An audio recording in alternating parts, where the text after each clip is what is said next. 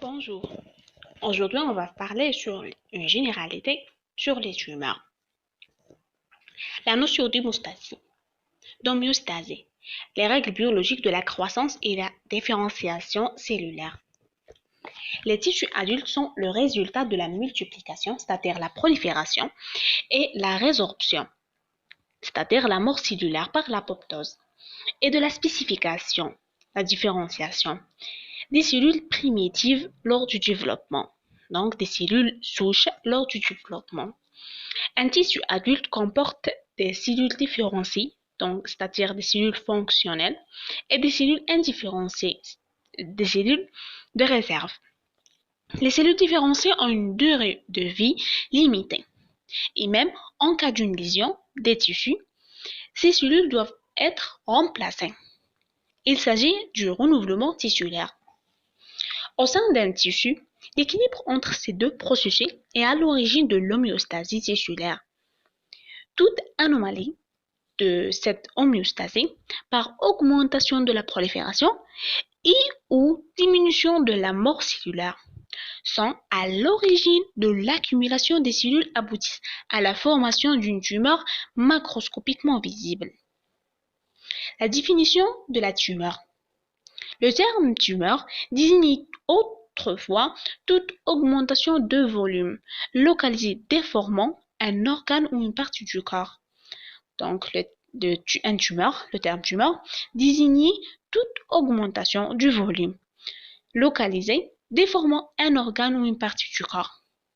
Le terme de tumeur, ou bien néoplasme, ou la néoplasie, désigne actuellement une prolifération cellulaire excessive, aboutissent à une masse tissulaire plus ou moins volumineuse, ressemble plus ou moins au tissu normal homologue, soit adulte ou embryonnaire, au dépend duquel s'est développé. Donc, elle ressemble plus ou moins, au tissu qu'elle prend naissance. Normalement, parce que les tumeurs malignes ne ressemblent pas au tissu d'origine, ayant tendance à persister et à croître, témoin de son autonome biologique, c'est-à-dire les cellules tumorales générer leurs propres signaux de prolifération et empêche toute inhibition de la prolifération. Donc, ces cellules échappent aux règles biologiques de la croissance et la différenciation cellulaire. La définition des pseudotumeurs. Les pseudotumeurs sont des tumefactions déformant un organe, bien l'organe atteint, et ayant pour origine soit inflammatoire, forme l'inflammatoire secondaire à une réaction inflammatoire subaiguë ou chronique, par exemple, à corps étranger. Deuxièmement, la dystrophie. La dystrophique. Donc, c'est une réponse à des stimuli hormonaux du volume de l'organe secondaire. L'hyperplasie ou la hypertrophie. La dystrophie, c'est quoi la dystrophie? La dystrophie, il y a toute déficience de la nutrition de l'organe, où là, en résulte d'un trouble endocrinien ou la nutritionnel, par exemple, un goitre thyroïdien dû à une carence en iode, une déformation des seins chez la femme ou un développement anormal du sein chez l'homme provoque par un déséquilibre hormonal. Donc, tout déséquilibre hormonal ou la déficience nutritionnelle de la nutrition donc va provoquer ou entraîner une dystrophie, soit hyperplasie ou la hypertrophie. Troisièmement, les troubles malformatifs correspondent ou bien les hétérotropies. Les hétérotropies désignées à la présence dans un tissu ou un organe de cellules qui en sont absentes normalement. Exemple, les cellules surrénaliennes sous la capsule rénale ou bien nodules pancréatiques sous la muqueuse digestive ou tube neuroglial en dehors de cavité crânienne. Les amartomes, il y a une quantité excessive ou une disposition anormale dans un tissu ou un organe de cellules qui existent normalement. Donc, c'est la présence d'une quantité excessive ou bien une disposition anormale d'un tissu ou bien des cellules qui existent normalement dans ce organe. L'exemple, les armatomes pulmonaires peut contenir des îlots de cartilage, des vaisseaux sanguins et des structures bronchiques et des tissus lymphoïdes. Bon, quatrièmement, les reliquants embryonnaires ou bien les hétérotropies vestigiales. Il s'agit de la présence de la persistance d'une structure embryonnaire qui aurait dû disparaître. Exemple, kyste de canal thyroglose. Donc, catégorie des tumeurs. On a deux grandes catégories des tumeurs. Les tumeurs bénignes et les tumeurs malignes, ou bien les cancers. Ce sont deux catégories de tumeurs, s'opposent par leur caractère macroscopique, histologique, évolutif. Donc, comme on voit dans le tableau, les tumeurs malignes sont des tumeurs mal limitées. Par contre, les tumeurs bénignes sont des tumeurs bien limitées, encapsulées. Et ça facilite leur exérèse. Les tumeurs malignes, non encapsulées, les tumeurs bénignes encapsulées. Les tumeurs malignes sont plus ou moins semblables au tissu d'origine. Des différenciations ou bien différenciations aberrantes. Donc, en général, les tumeurs bénignes sont bien différenciées, alors que les tumeurs malignes peuvent être bien ou pas ou peu différenciées. Donc, une tumeur bénigne histologiquement semblable au tissu d'origine. Les tumeurs malignes ont des cellules irrégulières, cellules cancéreuses. Les tumeurs bénignes sont des cellules régulières. Les tumeurs malignes ont une croissance rapide. Par contre, les tumeurs bénignes leur croissance est lente. Les tumeurs malignes ont envahissement des tissus de voisinage, récidive possible après exérèse supposée totale.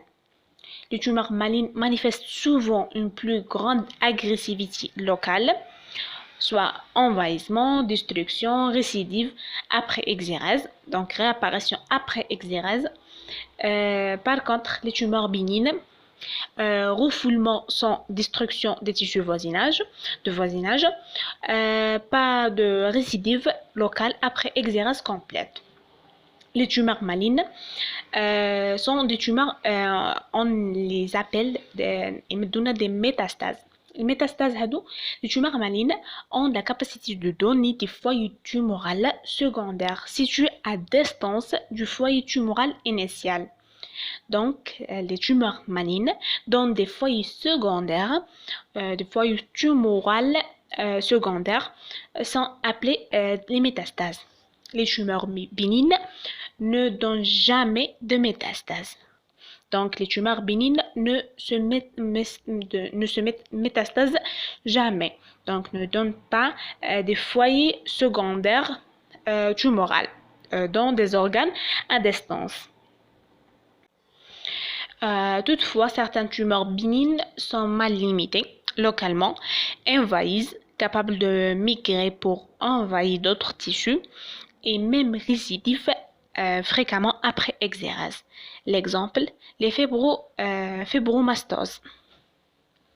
Donc, enfin, il peut arriver que les critères macroscopiques et microscopiques d'une tumeur ne permettent pas d'en affirmer la nature bénigne ou maligne.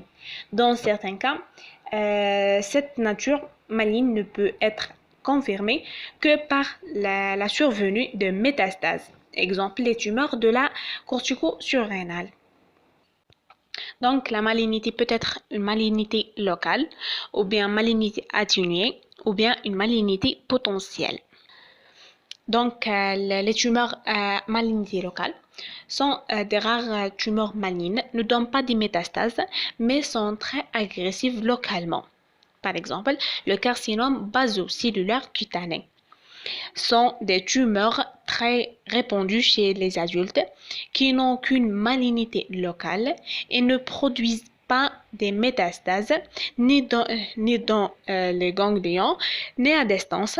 Si on les laisse évoluer longtemps, sans le traitement, ils peuvent se développer en profondeur et envahissent les tissus qui se trouvent sur la peau. Par exemple, les muscles ou les os. L'essentiel va entraîner une lésion tous les organes alors, sous la peau, sous le tumeur. Donc, de rares tumeurs bénignes ont une forte tendance à l'envahissement local et la récidive, comme les tumeurs desmoïdes. Les tumeurs desmoïdes sont des tumeurs bénignes de tissus mous, localement envahies et hautement récidivants, mais non métastasiques. Les tumeurs à malignité atténuée. Certaines tumeurs malignes ont une évolution spontanée lente et métastase tardivement. L'exemple, le cylindre des glandes salivaires. Les tumeurs à malignité potentielle. Certaines tumeurs bénignes peuvent secondairement donner lieu à un cancer. On appelle ces tumeurs bénignes des tumeurs à malignité potentielle. Un exemple très fréquent est celui des adénomes coliques. Ce sont des tumeurs bénignes qui peuvent se transformer en adénocarcinomes, des tumeurs malignes. La composition des tumeurs. Le tissu tumoral est composé des cellules tumorales prolifératives et des cellules tumorales normales. Donc, la composition des tumeurs, on a des cellules normales et des cellules anormales. Les cellules normales représentées par le stroma et les cellules anormales sont les cellules tumorales cancéreux prolifératives. Le stroma, c'est un tissu conjonctif et composé des tissus conjonctifs et des vaisseaux sanguins, tissus de soutien de la prolifération tumorale. Sont des cellules, non pas de lésions génétiques comme les cellules tumorales. Donc, les critères tumoraux sont en nombre de 5. La clonalité, la différenciation tumorale, le taux de croissance, l'envahissement local et les métastases. Donc, la clonalité, هي ninja tumor هذا ninjana. Donc, les tumeurs, un clone est un ensemble de cellules dérivées d'une seule cellule ou plus des cellules initiales. On a trois types de clonalité.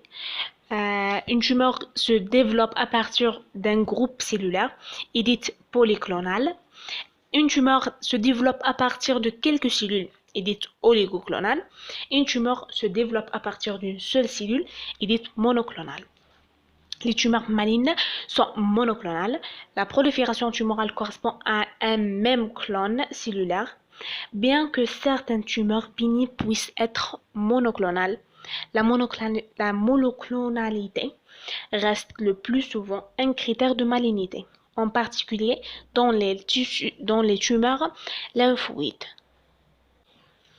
Donc, deuxièmement, la différenciation tumorale. La différenciation tumorale traduit le degré de ressemblage morphologique et fonctionnel. Morphologique, les caractères cytologiques et architecture histologique même, et fonctionnel entre les cellules néoplasiques avec les cellules normales qui leur ont donné naissance.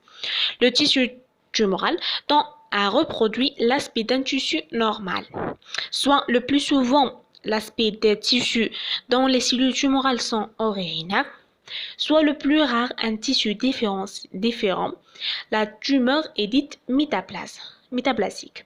Donc, comme quand le tissu est différent au celui qui donne naissance, donc on l'appelait métaplasique. L'exemple, l'épithélium bronchique est bordé d'un épithélium cylindrique ou glandulaire. Les cancers bronchiques peuvent être des tumeurs à différenciation glandulaire, donc des tumeurs qui ressemblent au tissu d'origine, ou bien des tumeurs métaplasiques, sont des tumeurs qui sont différentes, des cellules différentes de celles des tissus d'origine, à différenciation malpighienne. Donc, elles ressemblent à un épithélium malpighienne, pavimenteux stratifié.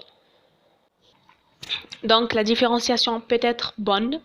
Les tumeurs ressemblent nettement de façon homogène au tissu normal, sont des tumeurs bien différenciées, ou bien faibles, la ressemblance est peu marquée ou focale. Des tumeurs peu différenciées, des tumeurs peu différenciées. En général, les tumeurs bénignes sont bien différenciées, alors que les tumeurs malignes peuvent être bien ou peu différenciées. À noter la possibilité de cancer anaplasique. Sont des tumeurs malignes sans aucune différenciation. L'absence de différenciation est un caractère formel de malignité. Carcinomes indifférenciés sont des tumeurs malignes à différenciation épithéliale sans que l'on puisse dire s'il s'agit de différenciation malpighienne ou bien glandulaire. Donc, le taux de la croissance. La plupart des tumeurs bénignes croissent doucement sur une période de plusieurs années. Toutefois, elles peuvent atteindre un volume et un poids important. Leur évolution est généralement favorable. Toutefois, dans un certain cas, elles peuvent être la cause de complications graves, voire mortelles, en raison de leur siège ou de désordres métaboliques. Les tumeurs malignes peuvent avoir un comportement différent. Certaines d'entre elles croissent très rapidement et peuvent donner des métastases. L'évolution en l'absence de traitement se fait dans ce cas spontanément vers la mort. D'autres ont une évolution ou bien un développement plus long, voire des phases de rémission. Quatrièmement, l'envahissement local. Les tumeurs bénignes sont circonscrites, bien limitées, encapsulées, restent localement au tissu qui leur a donné naissance. Elles ne s'étendent pas à distance et ne donnent pas de métastases, nettement séparées des tissus avoisinants qu'elles refoulent, parfois même entrées par une capsule. Cette limitation explique la facilité de l'exérèse chirurgicale et la possibilité d'une exérèse limitée à la seule tumeur. Les tumeurs malignes sont mal limitées, non encapsulées, elles détruisent et envahissent l'organe dans lequel elles ont pris naissance, ainsi que l'organe de voisinage. Leurs contours sont irréguliers. Les foyers de nécrose et d'hémorragie sont habituels. Donc, les tumeurs malignes ont des foyers de nécrose et d'hémorragie parce que la néovascularisation بتكونش مليحة. Donc, كاين des foyers ما توصلهمش l'irrigation. Donc, va se nécroser. Et même les new vaisseaux هادوك sont faibles et fragiles. Donc, رايحين يتقطعوا لهلاه. L'envahissement tumoral est un des critères le plus fiables de diagnostic des tumeurs malignes. Les métastases déterminent sans équivoque possible la nature maligne d'une tumeur, car les tumeurs bénignes ne métastasent jamais. Donc, la métastase هي اللي تحدد لنا est-ce هو tumeur bénigne ou bien maligne.